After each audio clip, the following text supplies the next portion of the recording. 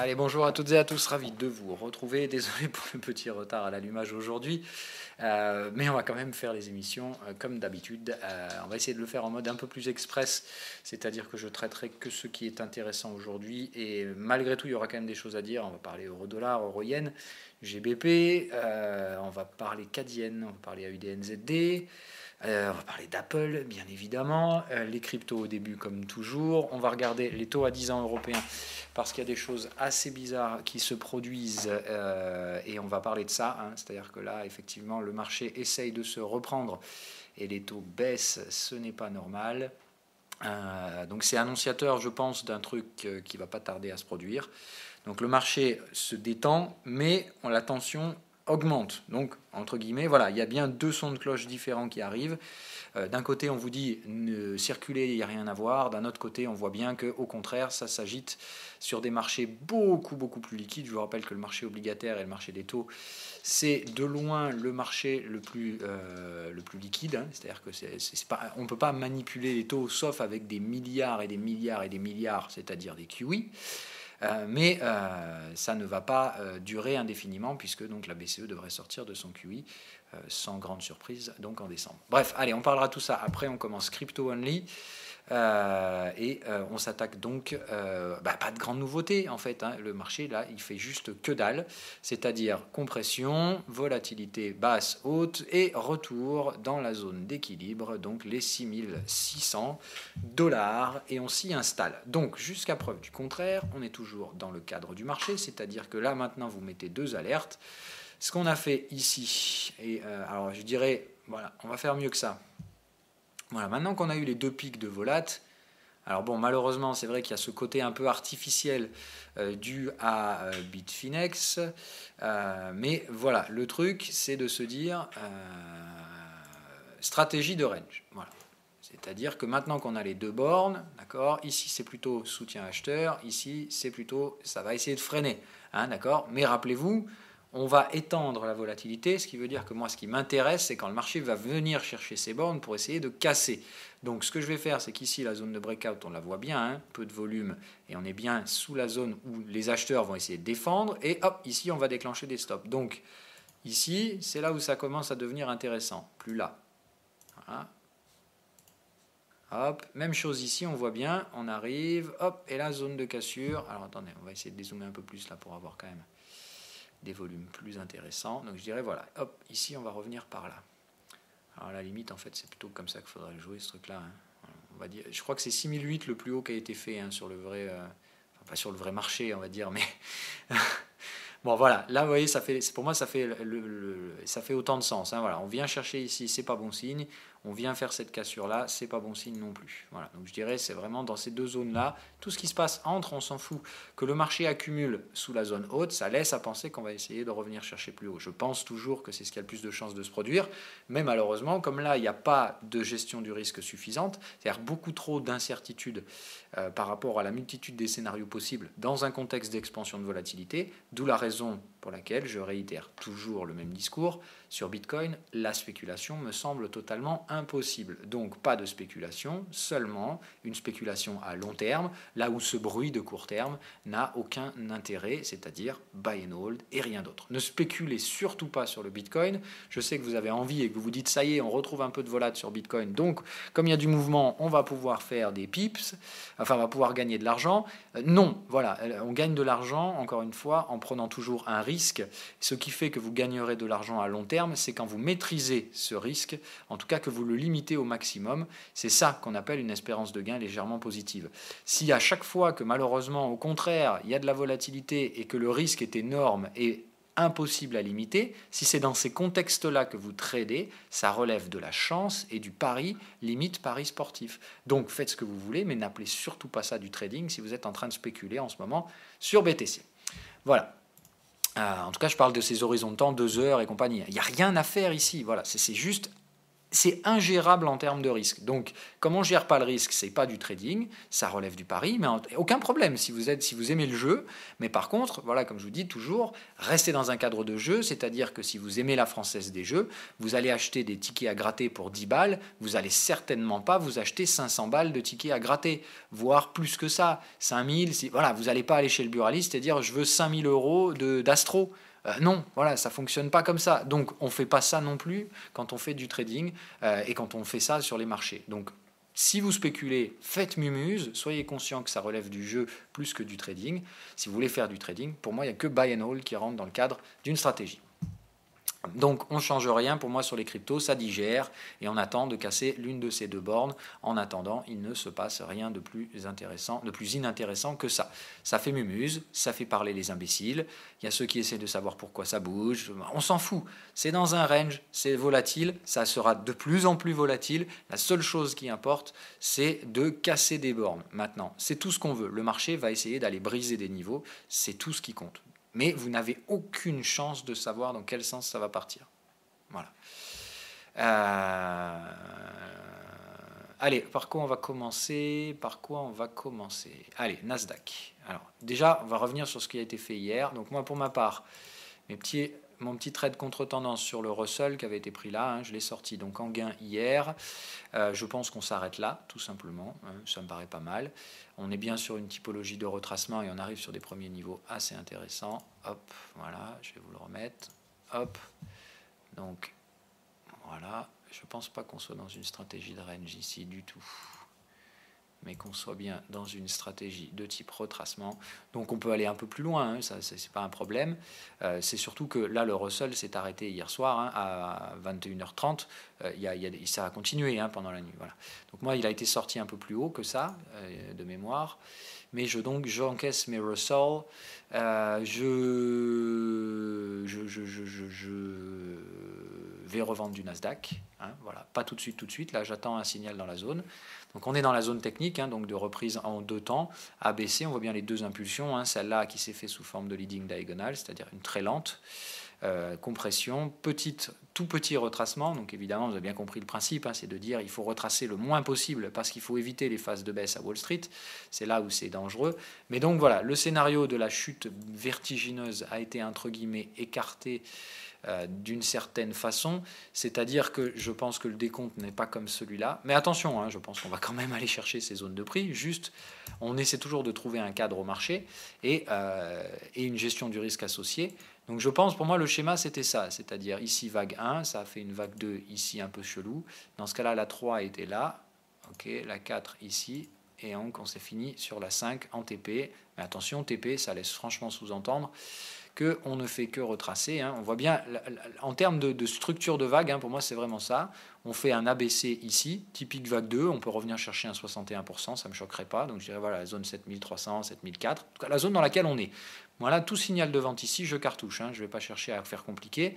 Et je pense que par contre la prochaine vague, c'est une vague 3, c'est celle qui va faire mal, c'est-à-dire c'est la vague de tendance, c'est la vague que nos potes baissiers vont enfin décider à prendre.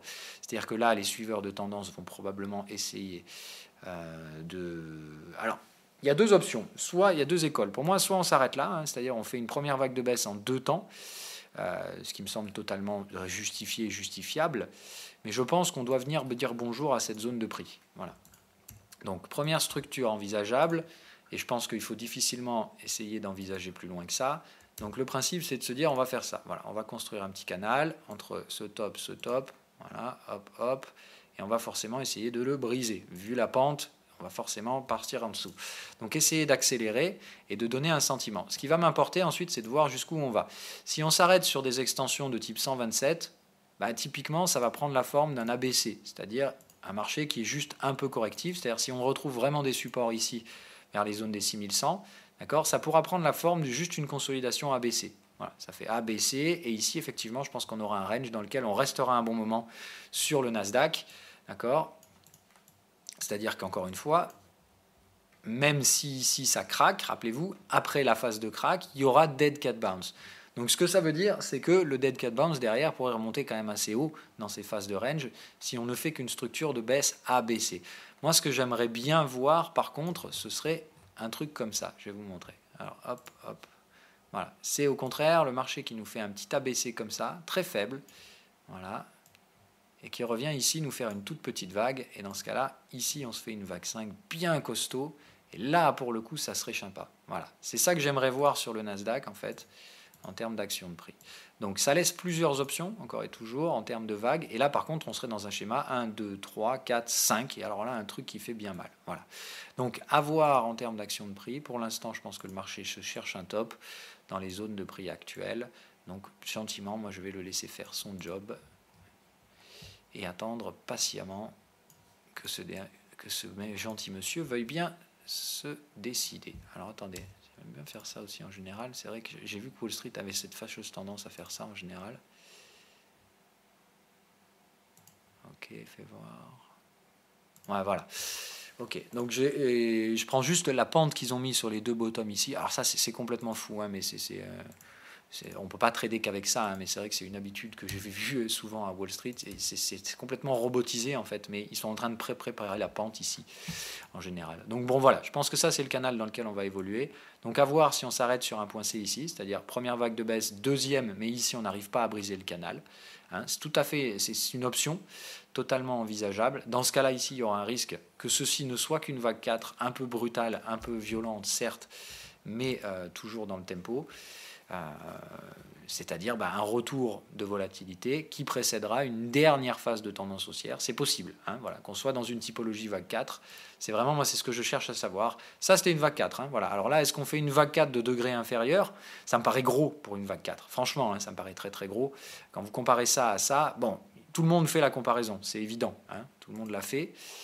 Et le problème, c'est qu'évidemment, tant qu'on ne va pas aller un peu plus bas que ça, il y a le risque de construire un sale canal, c'est-à-dire de dire les marchés sont là-dedans et ils vont continuer à grimper là-dedans ad vitam aeternam jusqu'à ce qu'un beau jour on en sorte et derrière c'est game over. Donc c'est vraiment le schéma. Pour moi, c'est différent dans le sens où ici on a bien des structures de fin de tendance clairement identifiées en termes de cycle. On casse des supports. Pour moi, ça c'est un switching en bear market. Donc ça ressemble plus à une vague 1 qu'à une vague 4, mais encore une fois, tant qu'il n'y a pas la certitude, il est impossible de prendre des positions leveragées dans ce type de marché. Donc je remets du cash dans la zone technique ici, celle qui correspond donc à une consolidation de type ABC. Dans cette zone de prix, ça me semble intéressant de reprendre des petits positionnements vendeurs, c'est-à-dire le cash qui a été sorti là, je le remets ici. Comme les prix sont plus attractifs, je peux renforcer plus fort que ce que j'ai sorti là. Et je vous rappelle, j'ai récupéré tous les gains du S&P 500. Je vais revendre le S&P 500 également avec ces gains-là et un petit bonus. Donc là, les premières vagues de baisse se sont faites avec un levier 1. Là, je prends la deuxième vague de baisse avec un levier 1,5. Mais en fait, je remets toujours le même niveau de risque. C'est-à-dire que là, je réinvestis tout simplement les gains passés. Donc je ne prends pas plus de risques, vraiment pas, hein, je prends le même niveau de risque, mais le levier sera supérieur du fait des prises de bénéfices qui ont déjà été réalisées partiellement dans les parties basses. Donc je prends le choix en fait de remettre ce risque, c'est-à-dire qu'au lieu de récupérer mes gains et de dire c'est bon, c'est fini, on passe à autre chose, moi je pense qu'on va plus bas et je remets donc ce risque au même niveau que le cycle précédent. Donc je m'attends à une nouvelle hausse de la volatilité. Donc voilà, hein, le VIX qui vient chercher des niveaux de support et ça me paraît intéressant. Voilà, on est bien sur des zones. Donc je pense que l'installation se fait 15-20. C'est ce qui semblerait être le schéma. Mais donc là, probablement un retour de volatilité pour revenir chercher la zone des 20-21. En tout cas, voilà, cette zone-là, on va dire, là où on voit bien les précédentes zones de support. Donc 21,5 me semble être une zone assez intéressante pour jouer donc des retours de volatilité, des retours de flamme, hein, tout simplement. Là, le marché va juste commencer à se rendre compte que ça pue le soufre et que c'est pas circulé, il n'y a rien à voir. On n'est pas du tout dans ce contexte-là, je pense. Les junk bonds. Voilà, même chose. Hein, donc là, on a bien consolidé. On revient chercher la médiane du canal majeur. Et je pense qu'on a toutes les raisons de se reprendre une bonne tartasse par là, c'est-à-dire un retour de volatilité, même chose, retour de flamme, retour du risque. Donc je pense que c'est clairement pas fini à Wall Street, et je pense qu'on va aller chasser un peu plus bas que le bottom de la semaine passée. Les taux, donc là voilà, le problème c'est ça, hein, je vous rappelle, donc l'objectif c'était de dire est-ce qu'on rachète pas sur les taux. Je pense qu'on vient chercher donc cette zone là des 0,45 et qu'il y a un bel achat à réaliser sur les Bund, une belle vente de Bund à réaliser dans les prochains jours. Donc hop, voilà, Donc à réaliser, hein, oui, normalement les Bunds consolident, enfin là donc du coup les Bunds sont achetés, mais on achète du Bund et on achète des actions, non, ça fonctionne pas ensemble, c'est pas possible. Encore une fois, les marchés obligataires coûtent très très cher, donc si le cash va dans les marchés obligataires, tout simplement, il ne peut pas arriver en même temps dans les actions. Donc je pense qu'on est bien sur des rebonds techniques dans la partie actionnariale, c'est-à-dire je pense qu'après les phases de baisse, des prises de profit ont été effectuées, de l'ordre de 50 à 60%, comme moi je l'ai fait. Et ça, mécaniquement, ça crée des pullbacks, ça crée des retracements techniques. Tout simplement, on revient chercher des prix où il est de nouveau intéressant de spéculer, mais je pense que la spéculation se fait maintenant à la vente, ce qui m'invite à penser que les actions sont toujours baissières, et je pense que mécaniquement,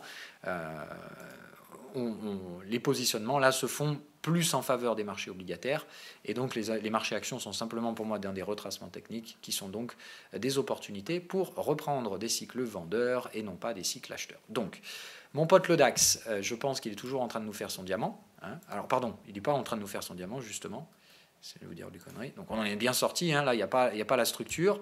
Maintenant, est-ce que c'est un marché haussier? Je ne pense pas. Voilà. Moi je pense que c'est un marché au contraire bien consolidant, c'est-à-dire que ça prend bien la structure d'un ABC, une belle vague correctrice, mais je pense qu'on va plus bas. Donc ça prend la forme d'une vague 4, d'accord, c'est-à-dire qu'après une phase de baisse assez épidermique, ça prend la forme d'une vague 4, mais je ne pense pas qu'on soit dans un marché haussier. Je pense malheureusement qu'ici on fait déjà des premiers pullbacks avant de casser ses bottoms. Donc attention, mais je pense retour de flamme à venir à Wall Street. Ce scénario du diamant complètement anesthésié n'est inexistant, puisqu'on n'a pas été validé. Moi, si la structure avait formé un diamant, j'aurais été intéressé de jouer un achat en retournement de tendance. Ça, pour moi, ça ne prend pas la forme d'un marché haussier, mais bien au contraire, la forme d'un marché toujours baissier. Donc, je reprends des ventes sur les indices américains. Le gold et le silver, donc toujours en train de travailler à proximité des résistances, c'est bien, on s'y installe, ça veut dire qu'il y a bien des prises de bénéfices qui se réalisent ici, hein, oui, c'est bien ça que ça veut dire, mais que le marché reste dans un schéma ascendant. C'est donc assez intéressant pour l'instant, il me semble, de rester à l'achat de ces 10 marchés. On va voir, voilà, ici donc double signal acheteur sur les bottoms ce matin, donc je pense qu'en cassure des résistances sur lesquelles j'ai pris des profits, je remettrai bien évidemment ce cash. Pour l'instant, la structure de consolidation me semble immature, donc je ne me remets pas tout de suite à l'achat, mais je vois bien que les structures acheteuses sont bien prédominantes, donc je laisse ce marché pour l'instant s'apprécier gentiment. Je vous rappelle que les achats ne peuvent se faire que dans les parties basses des canaux, c'est pour ça que ce signal-là, je ne le traite pas, pour moi il n'est pas sur une zone de prix intéressante, c'est bien un double signal, donc ça donne une certaine force acheteuse, ça montre que le marché a une force acheteuse, mais c'est certainement pas un signal de trading exploitable parce qu'il ne se produit pas dans une zone de prix intéressante. Donc, soit on casse ça et on entre dans un cycle correctif plus profond, pourra revenir dans ce cas-là chercher les 1210 par exemple, qui pourra être intéressant pour une stratégie acheteuse, ou alors on va casser les résistances et dans ce cas-là on poursuit en direction des 38% et plus si affinité. Donc voilà, pour moi c'est vraiment là je pense que le marché hésite, et dans cette hésitation il ne propose pas de prix intéressant pour des renforts et pas encore de prix intéressant pour franchir la résistance qu'on a constituée pour l'instant au-dessus. Quand même un double exit, hein, c'est pas une petite résistance, c'est-à-dire qu'il y a quand même un frein ici, et donc une demande vendeuse assez logique. Je pense des gens qui, comme moi, veulent exécuter des prises de profit partielles de type 15, 20, 30%, pas plus que ça. Ce qui fait qu'on ne devrait pas y passer 100 ans non plus dans cette zone-là, mais il faut attendre de trouver le volume qui permet d'exécuter ces prises de bénéfices. Sur le silver, ça reste toujours bien orienté également. Allez, le gros morceau, et je pense que c'est là toute la question du moment, l'euro-dollar. Je pense que l'euro-yen, il va falloir réattaquer, hein. Donc voilà, pour moi, c'est plutôt sur l'aspect euro-yen, c'est-à-dire que je pense que la prochaine phase de risque, encore une fois, elle ne se produira pas côté américain, c'est-à-dire qu'ils vont encore une fois nous faire chuter les indices européens et essayer de déshabiller Paul pour habiller Jacques. C'est un peu le principe, c'est de dire, comme Wall Street c'est les plus forts, il faut d'abord faire taper fort sur les plus faibles. Ça permet à Wall Street d'éviter de chuter, hein. C'est bien la dynamique qui était en place dans toutes les tendances stupides de ces derniers trimestres, et on voit bien que Wall Street reste dans cette dynamique-là autant que faire se peut, puisque vous avez Apple qui qui se maintient. Pourquoi, hein, voilà. Est-ce qu'on attend toujours des profits en hausse chez Apple? Non. Au pire, dans le meilleur, on attend au moins une stagnation. Dans le pire, c'est juste, on est allé beaucoup trop loin et il va falloir le payer. Donc, dans tous les cas, il n'y a pas de quoi s'euphoriser, je pense, avec le marché américain. Dans le meilleur des cas, c'est essayer de tenir les niveaux actuels qui est plutôt la devise, quoi. Donc, si ça monte, c'est que c'est bubule. Ça veut dire qu'il y a des imbéciles qui achètent totalement de manière irrationnelle et qui cherchent du momentum, c'est-à-dire du momentum trading, purement et simplement. Donc faites attention, moi l'euro-yen, ici il y a un exit, mais il n'y a absolument aucune confirmation de momentum, c'est prêt à squeezer, ce qui veut dire qu'effectivement si vous êtes vendeur sur l'euro-yen, c'est dangereux parce qu'il va y avoir une cassure, mais elle peut très bien se faire à la hausse. Ce qu'il y a, c'est que là il y a un truc qui va se passer sur l'euro. Moi je vois bien le marché se tendre au niveau de l'euro, mais je ne sais pas ce qui se passe. Soit on prépare une nouvelle crise en Europe, et dans ce cas-là, évidemment, Wall Street va nous taper dessus pour éviter d'avoir baissé. Hein, c'est toujours pareil. Il faut que ça baisse, les actions là. Il faut alléger les leviers. Donc, il n'y a pas 50 solutions. Si Wall Street veut s'en sortir, il faut appuyer sur les autres. C'est la stratégie qui a fonctionné le mieux ces derniers trimestres. Taper sur les Chinois, puis sur les Européens et profiter des crises européennes pour faire chuter les valorisations indicielles partout dans le monde, sauf à Wall Street. Mais la question, c'est de savoir si au bout d'un moment, ils ne vont pas se prendre une crise à Wall Street. Et évidemment, quand ils vont se prendre une crise et qu'Apple va perdre 10 à 15%, et que ça fera la une de tous les journaux, tous les imbéciles vont sortir de là en panique. Et j'aime autant vous dire que c'est eux qui vont se prendre une crise. Moi, c'est ce que je pense, c'est ce que je trade. Maintenant, encore une fois, il n'y a pas de levier sur ces scénarios parce que pour l'instant, je ne vois pas les prix corroborer ces scénarios-là. Je pense qu'il y a des indices qui laissent à penser que c'est fortement possible, mais ce n'est pas encore le cas. Donc le yen, je m'attends à des renforcements sur le yen si évidemment on va vers ce scénario-là. La question est donc de savoir qui de l'euro-yen ou de l'USD-yen sera celui que je passerai en levier en premier. Ça dépendra tout simplement de la paire euro-dollar et je pense qu'elle est complètement illisible. C'est-à-dire que soit ça, c'est une première impulsion haussière, on est en train de faire une consolidation à plat, ici ça va acheter de l'euro sur le support et derrière l'euro va être très fort par rapport au dollar, c'est-à-dire dans ce cas-là l'USD-yen va s'effondrer. Et l'euro-yen aussi, mais moins. Voilà, c'est-à-dire que du coup, l'euro-yen va continuer sa phase de latéralisation avant lui aussi de se prendre de toute façon un yen qui explose. Option numéro 2, il tape encore une fois sur la zone euro pour une raison X ou Y, Brexit, Dieu sait quoi, il y a plein de choses, il y a plein de potentialités en zone euro, il n'y a aucun problème. S'il y a ça qui se produit, et dans ce cas-là, c'est l'euro qui chute face au dollar, et là, pour le coup, c'est l'euro-yen qui va partir en vague de tendance, mais complètement linéaire, c'est-à-dire euro baissier plus yen haussier égale grosse cartouche à venir sur l'euro-yen. La question, c'est qu'on ne sait pas lequel des deux va déclencher. Moi, je pense qu'il faut être baissier sur les deux, que ce soit euro-yen et dollar-yen, mais la question, c'est de savoir lequel va mettre les leviers en premier. Je mettrai probablement du levier sur ces deux scénarios. Je vais répartir mon levier en fait entre ces deux actifs, mais je ne sais pas lequel des deux je vais taper en premier. Voilà. Pour l'instant, je ne suis ni leveragé euro-yen ni USD-yen, mais je pense que ça saurait tarder et je cherche tout simplement à savoir lequel des deux sera le plus intéressant.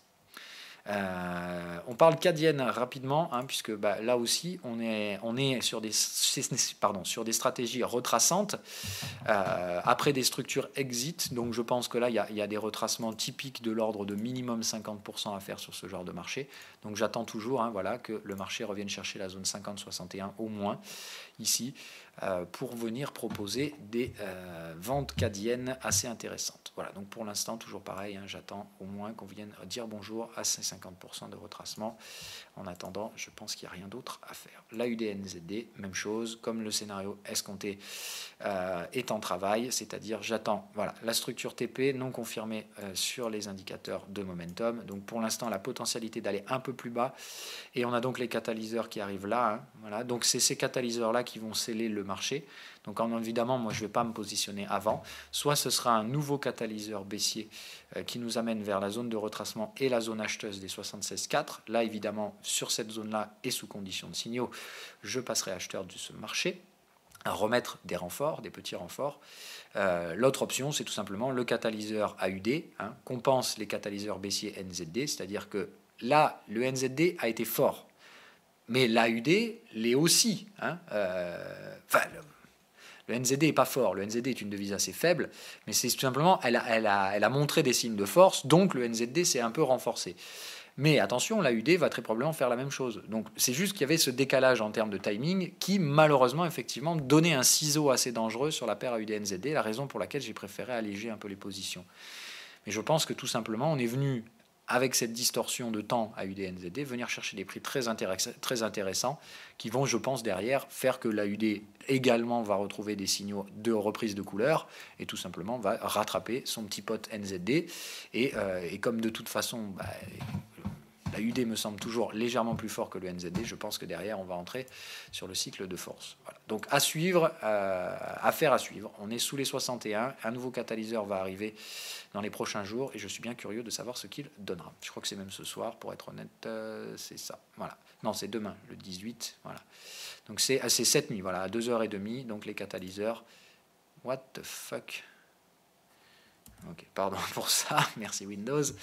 Donc AUD-NZD en suspens, hein, voilà. Mais si on a bien terminé la vague, comme ici à l'époque, dans ce cas-là c'est A, B, C terminé, et on va plus loin. Le problème c'est que j'ai pas l'impression que cette structure soit déjà mature, dans le sens où je pense qu'on peut aller un petit peu plus bas. Ayant cassé les 61%, je dirais que c'est plutôt en zone 76,4 que la spéculation pourrait se faire, et comme on n'est que sur un TP non confirmé momentum, ça me paraît vraiment agressif. Seul le catalyseur peut donc permettre de briser ces cycles vendeurs et de retourner. De toute façon, là, si on remonte chercher les ranges et qu'on revient chercher nos potes, les résistances, là, clairement, ce sera des breakouts à venir, sans grand problème, je pense, sur la UD-NZD. Hein, voilà, je dirais, ici, c'est là où il faudra être retourné full levier. Si le marché revient là, hein, vous voyez, on voit bien, on va créer une oblique ici. Je pense que le marché va d'abord venir la tester. Voilà, c'est clairement pour moi cette oblique-là qu'il faudra briser. Une fois que ça, on s'en affranchit, c'est réglé, il n'y aura plus de problème à UD-NZD. Et je pense que cette résistance qui a quand même été testée 3 fois de suite, 4 fois, hein, je vais vous dire 1, 2, 3, 4 contacts, 4 rejets, cette fois le support a cédé. Si le support est repris et qu'on revient chercher cette résistance, tout simplement cette fois ça passe comme dans du beurre, il y aura très peu de vendeurs pour demander ces prix-là. Donc je pense que derrière c'est là où on pourra passer 5 sur 5 et aller s'amuser à voir la UD-NZD décoller allègrement en mensuel. Allez, Apple pour terminer. Voilà.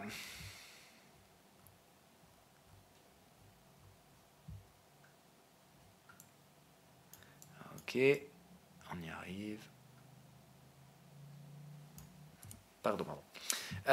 Donc voilà, pour moi sur la partie Apple, on est bien dans le scénario escompté, c'est-à-dire la première vague de baisse et son bottom reste une zone résistante, c'est-à-dire que dans cette zone-là, les acheteurs ne parviennent pas à installer les prix. Donc les acheteurs ne parviennent pas à reprendre la main sur ce marché. Hein. Donc pour l'instant, ça reste des structures de retracement qui viennent overlapper des précédents supports. C'est-à-dire que ça, c'était support. C'est donc maintenant en train d'essayer de devenir très probablement une résistance. Je pense que la volatilité baissière va pas tarder à arriver. Les Bollinger sont prêts à s'écarter sur tous les time frames. C'est-à-dire que là, une nouvelle attaque baissière sur Apple, c'est pour moi le passage sur des renforts assez costauds. C'est-à-dire que là, moi, franchement, on vient briser les 211 et je m'attaque à des renforts beaucoup plus conséquents sur Apple et donc des validations de signaux baissiers.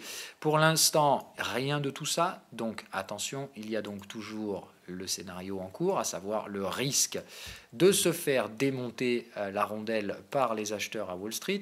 Et dans ce cas-là, si tel est le cas, eh bien, il ne faudra surtout pas vous amuser à lutter contre ça. Donc laissez les Golden Boys faire mumuse. Hein, d'accord, vous voyez bien, regardez, exactement comme on l'a fait sur le Nasdaq. Hein. Vous voyez, pour moi, ce qui est fou, c'est que Apple, c'est ça le marché. Aujourd'hui, et attention, hein, en termes de psychologie, c'est bien clair et net, et que ce soit pour le particulier comme pour le professionnel en trading, la sensibilité pour moi est la même, c'est-à-dire que tout le monde a les yeux rivés sur cette action. C'est extrêmement dangereux puisque c'est typique d'une psychologie qui précède un crack, hein, enfin qui précédera un effondrement de marché, puisque quand tout le monde concentre son énergie sur une seule valeur, c'est tout simplement que le pire va arriver après. Maintenant, c'est une question de timing. Si là, ça tombe, franchement, ça va être moche. Et autant vous dire, Apple, il ne faudra surtout pas racheter à 180 $. Il faudra laisser tomber le truc. Ce sera un couteau. Tout simplement, on va regarder, puis on va dire, ah ben alors en fait, quel est le vrai prix pour acheter Apple? On va regarder, en fait, on va ouvrir le paquet cadeau. Voilà, comme je vous dis, c'est le problème, c'est que là, ça a été super bien emballé, joli papier, joli nœud, tout ce que vous voulez. C'est très, très appétissant, un cadeau Apple. Le problème, c'est qu'est-ce qu'il y a dedans? Voilà, qu'est-ce que vous avez payé aussi cher? Est-ce que réellement ça vaut le coup? Je vais vous donner juste quelques chiffres rationnels. Encore une fois, c'est pas, je m'en fous d'Apple. Hein. C'est pas que j'ai pas une dent contre Tim Cook. Je m'en fous. J'ai été utilisateur de produits Apple pendant des années. Je trouve que ce sont de bons produits. Seulement aujourd'hui, pour moi, je suis désolé, ça vaut pas 1 trillion de dollars. C'est clairement pas le... Pardon, ça vaut pas 1000 milliards de dollars. C'est complètement con. C'est le troisième fournisseur de téléphones dans le monde. C'est-à-dire que c'est clairement c'est la compagnie la plus chère au monde, Apple. Et pourtant, il est troisième. C'est-à-dire que ce n'est pas le leader des vendeurs de téléphones portables, absolument pas. Ce n'est pas le leader de son secteur, puisque il est concurrencé par beaucoup de fabricants qui produisent avec beaucoup plus de marge que Apple. Enfin, pas beaucoup plus de marge, pardon, avec des prix de production beaucoup plus compétitifs qu'Apple, des prix de vente qui le sont également. Ces compagnies réalisent des profits énormes. Donc en fait, Apple, c'est un business model, c'est une hype, et malheureusement, dans l'histoire, ces valeurs-là ont rarement réussi à tenir leur valorisation aussi longtemps. Surtout quand, en plus, l'action ressemble plus à une grosse bubule qu'à un schéma haussier. Donc il faut faire très très attention avec ces valeurs-là. Tout indique que Apple va se prendre une cartouche dans les prochains trimestres. Maintenant, la question, c'est quand. Et je rappelle, et j'insiste bien là-dessus, c'est le discours que je vous tiens depuis des semaines, voire des mois, à savoir, celui qui joue à savoir ce qui va se passer, il fait n'importe quoi. Voilà. On ne sait pas. Je ne sais pas si c'est maintenant qu'Apple va se casser la gueule, je ne sais pas si ce sera dans 2 ou 3 trimestres. Tout ce que je sais, c'est que ce truc-là, quand ça va tomber, ça va être ignoble. Ce sera complètement affreux et ça passera de boule à bear tout de suite. Il n'y aura pas de range sur Apple. On ne va pas exécuter du volume à plat et ensuite passer en bear market. Ça passera de bulle à crack. Ce sera absolument inévitable de par la structure de prix et le fait que toute l'émotion du marché est concentrée sur cette valeur. Donc, c'est bien là, ce sera épidermique et ce sera épique, tout simplement. Ça va faire jaser toutes les émotions de tout le monde. Apple, ça va faire clairement la une de tous les journaux quand on se mettra à basculer en bear market. Enfin, quand on terminera la tendance haussière, il faudra marquer les esprits. Vous pouvez être sûr et certain que c'est Apple qui marquera les esprits à ce moment-là. Évidemment, derrière, vous verrez tous les raisonnements imbéciles habituels, à savoir to the moon, ça va remonter, buy the dip, toutes les conneries que vous avez vues sur le Bitcoin quand il s'est pété la gueule de 20 000 à 12 000, c'est la même chose que vous allez retrouver ici, les mêmes psychologies, les mêmes acteurs qui se sont déjà fait baiser sur le Bitcoin et qui recommenceront probablement après avoir acheté du Apple à des prix exorbitants, tout simplement parce que regardez, je vous l'ai dit, pour moi c'était vraiment systématique. À la dernière keynote, les mecs qui disent bon, maintenant à 1200 balles un iPhone, j'arrête d'acheter des iPhones. Par contre, si j'ai 1000 balles, je vais acheter des actions Apple. Bravo! Quel raisonnement intelligent. Voilà, donc quand vous avez ce genre de truc, vous savez que ça va mal se finir, mais la question, donc, c'est de savoir et de chercher les timings dans lesquels c'est intéressant de jouer ça. Et là, on en a un, donc je pense qu'Apple, c'est très intéressant là de se positionner. Moi, c'est déjà fait, hein, c'est-à-dire que cette zone-là, elle a déjà été vendue ici à 221 l'autre jour. Donc tout simplement, je reste là, je ne reprends pas à un prix qui m'est reproposé. Hein.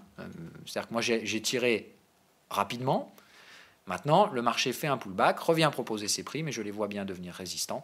Si on revient chercher le support, c'est des trades en breakout qui se mettent en place pour ma part, c'est-à-dire ici, il y a un trade en breakout vendeur avec confirmation. Et là, très clairement, moi, je double la taille de la position, c'est-à-dire que je passe sur des choses un petit peu plus conséquentes.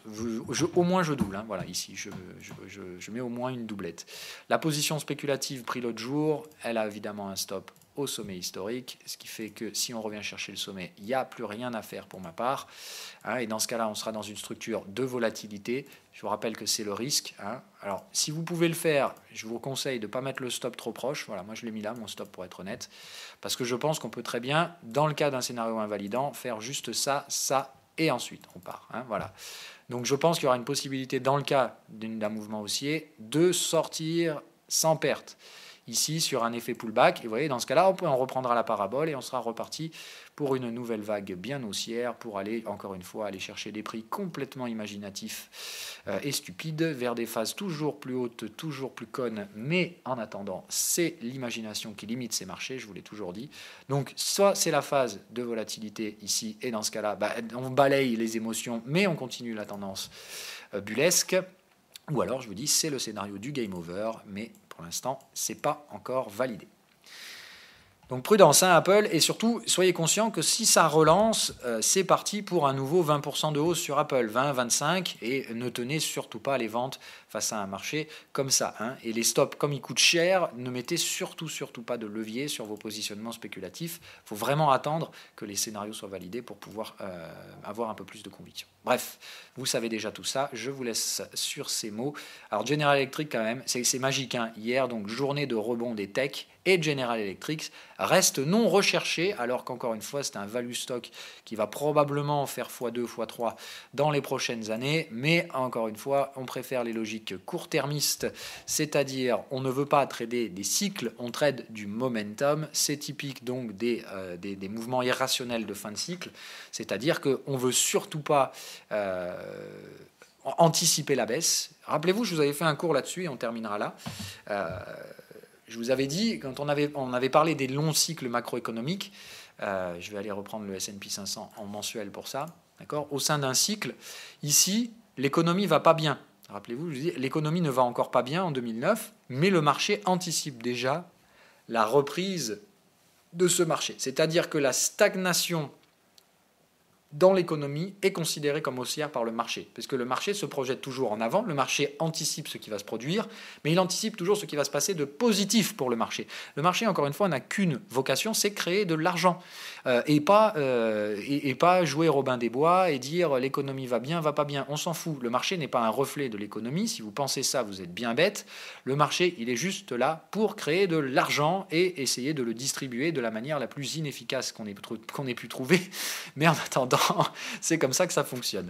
Donc, le marché se projette toujours vers ce qu'il y a de mieux. Donc, quand ça va pas trop bien, mais que ça va mieux qu'avant, on monte, même si ça va toujours pas bien. C'est pour ça qu'on a déjà des phases ascendantes, alors que l'économie est toujours pas en bonne forme. Là, ensuite, l'économie performe, crée de la croissance. On est bien donc dans le cycle de croissance. Toutes les actions montent ensemble. Et puis, il y a la vague 5, la vague de concentration des flux. C'est-à-dire que là, après la phase de croissance, l'argent se concentre et forme des bulles. C'est exactement ce qu'on a, la bulle des techs, une bulle immobilière. Et normalement, à la fin de cette vague 5, les bulles explosent et entraînent avec elles une chute du marché assez classique qui fait qu'on rentre dans un cycle correctif, un cycle récessif. Voilà, normalement, c'est comme ça que ça fonctionne. On a bien toute la psychologie ici. Le problème, c'est que, évidemment, le marché n'anticipe pas ce qui n'est pas bon. Le marché, quand il sait que ça va merder, il a deux choix. Soit il réduit le risque, c'est ce que font les professionnels, c'est-à-dire qu'ils revendent leurs actions, mais vous avez un aspect protectionniste qui se met en place, qui fait que le but du marché n'est pas d'anticiper ce qui va mal se passer. Le marché, il n'est là que pour anticiper ce qui se passera bien. Et évidemment, quand ça se passe mal, on le sait. Et on commence à le pricer uniquement quand les choses arrivent. C'est-à-dire que là, moi, ce que je fais, c'est que j'anticipe les choses qui ne se passent pas bien. C'est pour ça que pour l'instant, ça prend la forme d'une lutte avec le marché, parce que le marché, lui, sait que probablement ça va merder dans pas longtemps, mais il ne veut pas l'anticiper. Moi, je le fais parce que c'est mon travail d'anticiper ce qui va se produire. Maintenant, attention, Wall Street, cet aspect protecteur et vraiment, voilà, cette lutte de pouvoir qu'il y a un peu au sein du marché en ce moment, c'est vraiment ça. C'est à la fois un momentum haussier qui ne veut pas s'arrêter face à des cycles qui ne supportent plus ce momentum. Au bout d'un moment, il y aura une rupture, tout simplement. Généralement, c'est le cycle qui l'emporte. Mais pour l'instant, on est toujours sur la fin de ce momentum acheteur. Et donc, le fait que, tout simplement, les mecs à court terme ne veulent rien lâcher. C'est toujours buy the dip, buy the dip, buy the dip, jusqu'à ce que, tout simplement, il n'y ait plus de buy the dip et que ça s'écroule. Hein. Donc, le principe, c'est vraiment ça, de chercher à retrouver ça. Historiquement parlant, hein, regardez comment se sont finies toutes ces fins de cycle, retour de volatilité, nouveau sommet, et puis après, c'est là où on n'arrive plus à trouver les buy de dip. Hein, vous voyez, même chose ici, hop, paf, ça chute une première fois, on revient faire un sommet, et après, on part en creux et sommet descendant. Pour moi, on a fait ça ici, hein, voilà, ça, C'est ça. Donc là, pour moi, on est enfin, on est au bout. Et ça, c'est ce qui va nous amener à, ça baisse, ça remonte, mais après, on va plus bas. Donc moi, je pense que clairement, d'un point de vue mensuel, hebdomadaire, tout ce que vous voulez, hein, CBR, point barre, vous pouvez voir ça comme vous voulez, mais je ne pense pas que ce soit une vague 4. Je pense que c'est des vagues 1, c'est-à-dire que malheureusement, on ira casser ces bottoms-là à terme. Voilà. Allez, tout est dit, je vous laisse, je prends vos questions et on passe à autre chose. Donc, hop. Ah oui, alors j'ai changé la date effectivement hier, merci, je m'étais un peu planté. Tu n'as pas parlé de l'USDT, oui, alors on s'en fout, mais effectivement c'est vrai, 6008, ça n'a pas été dépassé, donc c'est vrai que beaucoup des choses que j'ai pu dire étaient à nuancer avec cet aspect news, mais quoi qu'il en soit, et je maintiens, pour moi ce qui compte sur le BTC, c'est qu'on casse des supports et des résistances, et qu'on réinstalle un sentiment de volatilité qui n'est là que pour traduire une chose que je veux voir, la prise en main du marché par les acteurs de long terme, c'est fait. C'est tout ce que je veux voir. Parce que la volatilité, ça traduit une seule chose, ça traduit un faible flottant. C'est-à-dire que le cash flow, le free cash flow du Bitcoin est en train de passer sur des valeurs critiques. C'est-à-dire que probablement on est entre 60, généralement c'est 75 à 80% de la capitalisation est maintenant immobilisée. C'est-à-dire que ceux qui la détiennent ne la revendront pas tant qu'on n'aura pas bougé les prix de l'ordre de 40 à 50%. C'est-à-dire que là, quoi qu'il arrive maintenant, il va falloir faire bouger les prix sur des grosses amplitudes pour que ce volume qui a été accaparé par les gens de long terme, qui ont pris des positionnements spéculatifs comme moi, ils ne relâcheront pas ces bitcoins tant qu'on n'aura pas bougé fortement. Donc la volatilité va revenir du fait que le capital flottant est très faible. Et ça, c'est mécanique. Après cette compression, normalement, la phase de volatilité, elle traduit ça. Elle traduit le fait que tout simplement, la structure de marché vient de changer. Et c'est ce que je voulais. Donc pour moi, c'est une confirmation, ce que je vois ici. Maintenant, à court terme, pour ceux qui voient pas plus loin que le bout de leur nez, évidemment, c'est compliqué à gérer, c'est piégeux, c'est du news flow. Pour ceux qui voient un peu plus loin que le bout du nez et qui visent plutôt des scénarios mensuels, voire annuels, pour moi, ce qui se produit en ce moment est une très bonne nouvelle. Ça traduit que la structure du marché est en train de changer. Et pour moi, ça semblerait suggérer le fait que effectivement, les acheteurs de long terme se sont positionnés ou sont encore en train de le faire, mais sont vraiment sur des phases de maturité de ce cycle plutôt avancé. Donc maintenant, on laisse le temps au temps de petit à petit réinstaller des sentiments de tendance haussière, mais je pense que, en tout cas pour ma part, le travail est fait. Donc je garde toujours 50% de mon volume disponible en cas d'erreur sur le scénario et en cas de volatilité baissière puissante, mais pour l'instant, pour moi, sans catalyseur, je pense que c'est toujours de la volatilité haussière qui risque de l'emporter sur la volatilité baissière, et donc petit à petit, on cassera plus facilement les résistances que les supports, et on réinstallera donc gentiment mais sûrement une tendance haussière. Alors, pas de big short avant l'année prochaine, à mon avis, Pierre. C'est possible, il n'y a pas de souci. C'est ton avis, moi j'ai le mien, et c'est pas incompatible, absolument pas. J'ai pas la prétention de dire ce qui va se passer. Je suis simplement ici pour vous expliquer ce que moi je projette dans mes scénarios, ce que moi je trade, et évidemment quels risques j'associe avec ces scénarios-là. J'espère que vous avez bien compris, encore une fois, que le message pour moi est simple. À Wall Street, c'est hésitant. Le marché hésite entre deux scénarios et hésite bien entre ton scénario, c'est-à-dire c'est pas encore mature pour le big short, on se fait une nouvelle vague de hausse, ou c'est déjà trop tard, il est temps de s'y mettre, et la vague de volatilité qu'on attendait. Je vous rappelle que moi, dès le 1er janvier, j'avais été clair sur le scénario, j'avais bien dit range, et j'ai bien dit, et j'ai maintenu, alors que tout le monde passait haussier, que tout le monde était en train de retourner sa veste dans le camp analytique, moi j'ai maintenu mon scénario depuis le début, à savoir, je vous ai dit, on retrouvera probablement de la volate avant la fin de l'année. Putain, ça c'est... Voilà, je me suis encore pas planté, je préfère être franc, j'aime pas me jeter des fleurs, mais j'ai eu raison. La volatilité, elle est là, et je pense qu'elle ira plus loin. Voilà. Je pense qu'elle ira plus loin. Maintenant, je peux me tromper, et en attendant, ça, on s'en fout. Qui a tort, qui a raison, c'est simplement là pour faire parler les tweetos, et c'est certainement pas eux qui gagnent de l'argent dans le marché. Alors, Pum dû uniquement à FUD, oui, voilà, effectivement. Donc, on en a parlé. Tous les commentaires BTC et USDT, je passe, parce qu'on en a parlé assez majoritairement.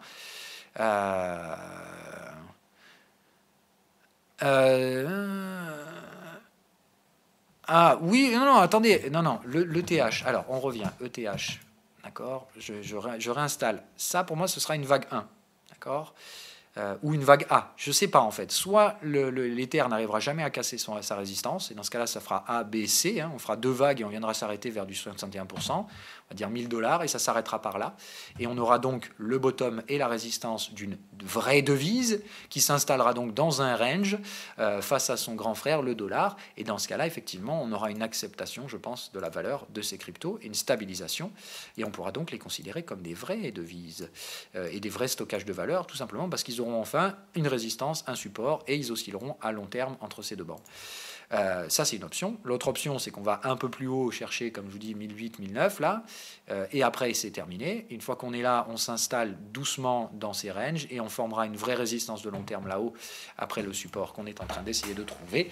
Mais dans tous les cas, si ça se produit, ça se fera sous un schéma, donc 1, 2, 3, 4, 5, avec la vague 5 probablement la plus grande, c'est-à-dire que pour moi, le schéma reste bien celui-là, une vague 1 ici, une 2 assez profonde, une 3 ici, une 4 potentielle là, et dans ce cas-là, peut-être une 5. Voilà. Mais la vague 5, c'est la plus hypothétique. Hein. C'est celle sur laquelle, pour l'instant, au stade actuel, j'ai le plus d'incertitude. Les deux premières vagues, là, me semblent assez fortes, assez facilement identifiables et tradables. Voilà. Donc celle-là, évidemment, je les prendrai. Alors pourquoi, dans ce cas-là, je ne sors pas mon trade spéculatif sur les terres ici? Tout simplement parce que, pour moi, il y a deux horizons de temps. L'achat de long terme, celui que je fais en mode buy and hold, ici, il y aura une gestion du risque. C'est-à-dire qu'ici, il y aura une prise de profit probablement de l'ordre de 75% pour laisser le marché éventuellement consolider. Évidemment, si ça ne consolide pas et que ça continue de monter, je remettrai. Mais dans cette zone-là, sous condition de signaux vendeurs, très probablement, je prendrai mon cash, une bonne partie du cash, du buy and hold. Voilà. Hein, sur un prix qui aura fait x3, x4. Hein, c'est-à-dire rentrer à 260, ça nous fait quand même un prix très intéressant. Mais entre-temps, il va y avoir probablement un pullback vague 2 qui sera assez profond. Probablement revenir vers la zone des $300, 280, 300. On va dire un pullback de l'ordre de 61 à 76% de retracement. Donc, pour moi, ici, c'est là où se fait la gestion du risque du buy and hold, et le trade spéculatif, pour moi, il s'arrêtera là. C'est-à-dire que moi, le trade spéculatif que je prends là, les entrées spéculatives que je suis en train de prendre en plus du buy and hold, elles s'arrêtent là. Pour moi, je l'ai dit, dès qu'on arrive à 500, j'encaisse toute la position spéculative, et je recommencerai, évidemment, en pullback vague 2. Hein. Donc là, c'est bien, il y a deux trades avec deux horizons de temps un peu différents. Il y en a un qui, pour moi, va se jouer à horizon 1 ou 2 trimestres. Celui qui devrait nous amener vers un retour dans la zone des $500 pour les terres. Celui-là s'arrêtera ici et je ne viserai pas plus loin. Le cadre de ce scénario-là se terminera ici.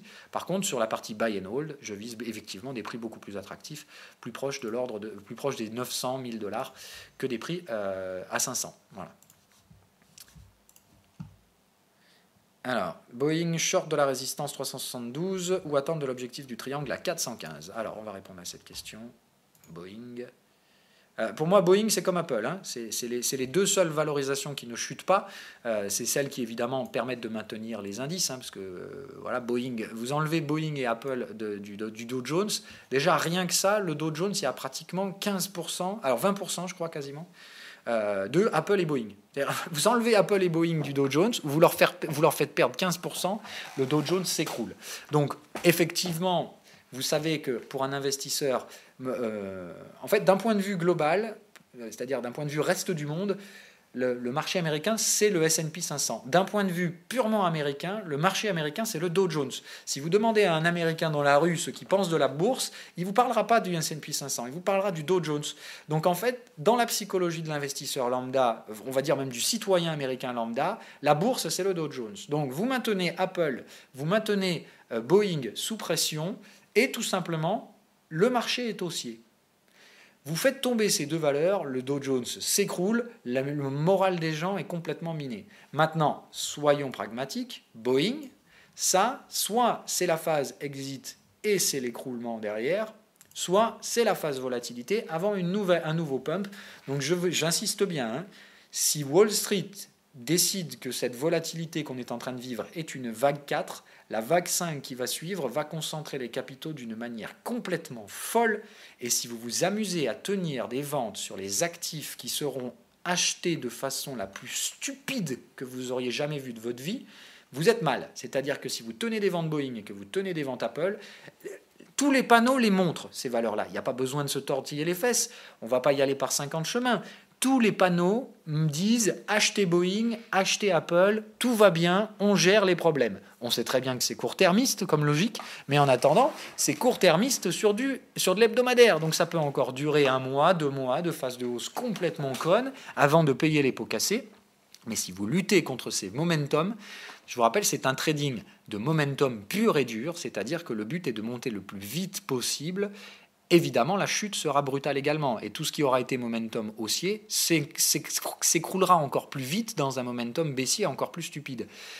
Mais moi, ce qui m'intéresse, c'est le momentum baissier, parce que lui, il est en lien avec les cycles, alors que le momentum haussier, il est juste stupide et extrêmement dangereux. Donc moi, je ne prends pas part aux bulles pour des raisons que vous connaissez, tout simplement parce que moi, je fais mon putain de métier, c'est-à-dire que je gère le risque, et que acheter une bulle, c'est acheter un marché avec tous les feux dans le rouge, et essayer de traverser les boulevards à 250 dans une grosse voiture cabriolet sans ceinture. Moi, je fais pas ce genre de truc. Moi, au contraire, quand je vois les imbéciles sauter dans leur cabriolet et rouler à toute vitesse sur les boulevards et passer tous les croisements au feu rouge, je me dis, ceux-là, ils vont se planter.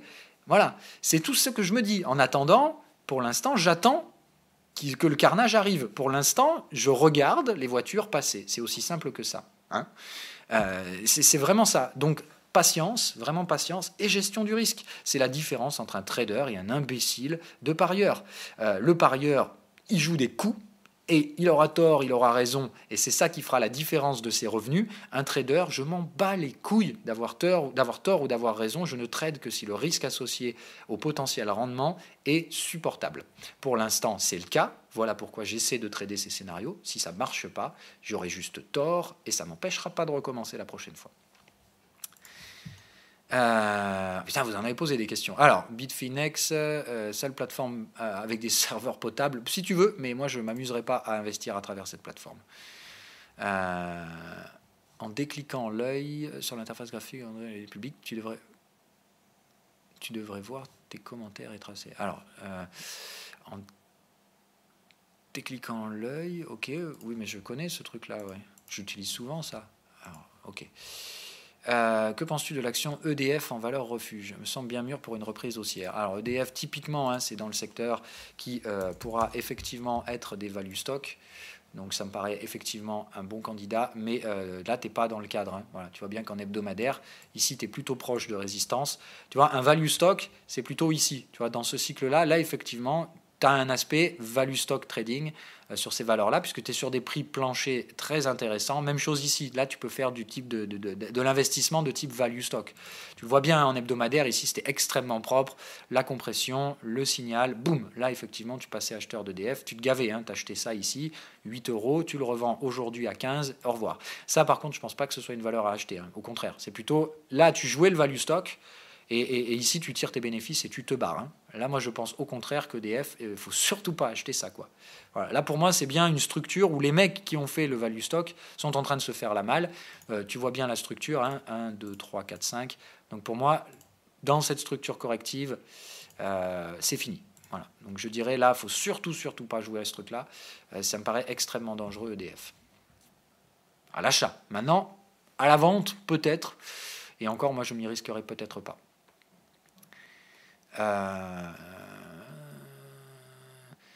Tu dis vouloir vendre de l'or 25% alors que tu viens juste de renforcer. Mais j'ai déjà répondu à ça, moi. Ok, c'est bizarre. Ok, bon, mais oui, j'ai répondu à cette question, je m'en souviens. Donc voilà, il n'y a pas de souci. Ce sont des prises de profit partielles, c'est-à-dire sécurisation des gains pour renforcer en cas de proposition de support. C'est aussi simple, hein, c'est ce que j'expliquais tout à l'heure à Pascal. C'est pas que j'ai pas de conviction haussière sur le gold, pardon. Absolument pas, au contraire.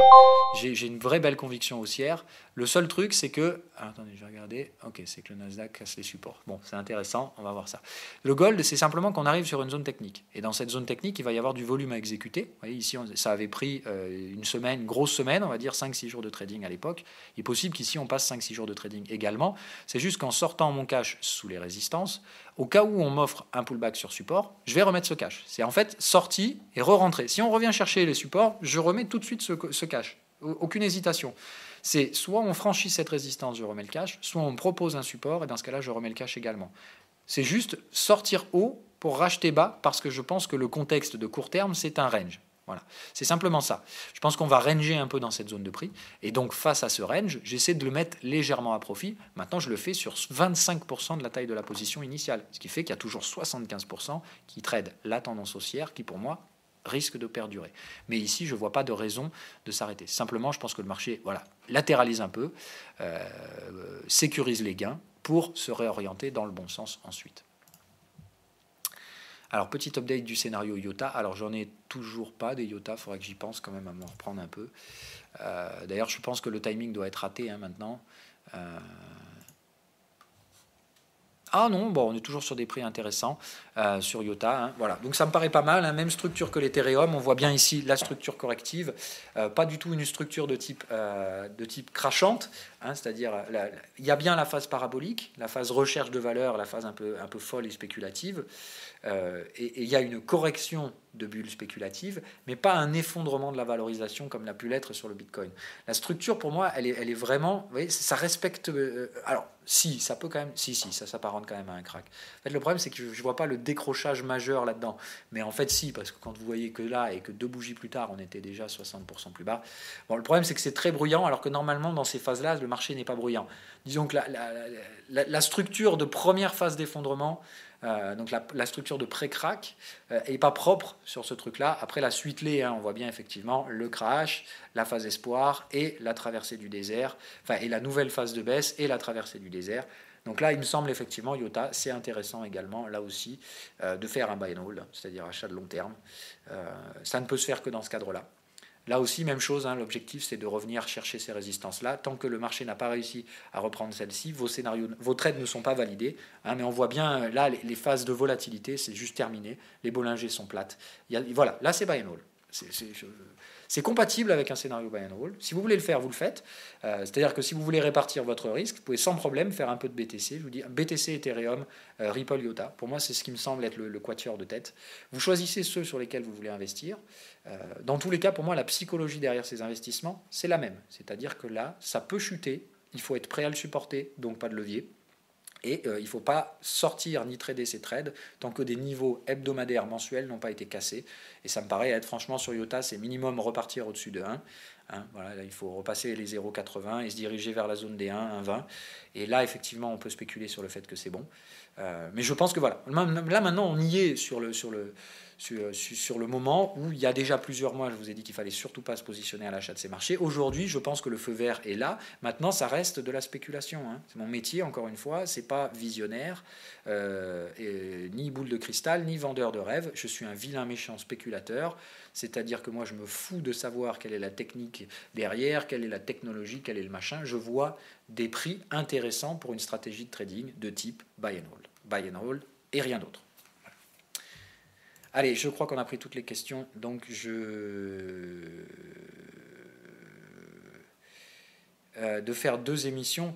Non, mais c'est pas grave. Les gens posent les questions qui les concernent, et je suis conscient qu'évidemment la plupart d'entre vous sont plus intéressés par les cryptos. C'est pour ça que je commence par ça dans les émissions. Maintenant, attention, qu'on se le dise bien, je passe 10 minutes sur les cryptos dans une émission d'1 heure, donc je leur accorde le temps qui est relatif à l'importance que j'ai pour elles, c'est-à-dire c'est clairement pas là que je vais faire tout mon pognon. C'est un secteur dans lequel je spécule, mais il y en a aussi bien d'autres. Voilà. Donc n'hérisse pas tes poils, mon cher Jesse. Laisse les gens faire ce qu'ils veulent. Ils sont intéressés pour la plupart par la partie crypto. Je fais ce que je peux pour essayer de vous éduquer à enlever vos œillères, mais je ne peux pas le faire à votre place. Ceux qui ne veulent pas et veulent rester crypto-only, je peux le comprendre, même si je pense qu'en termes de spéculation, ce n'est pas le choix le plus avisé que vous pourriez faire. Allez, bye bye et à demain.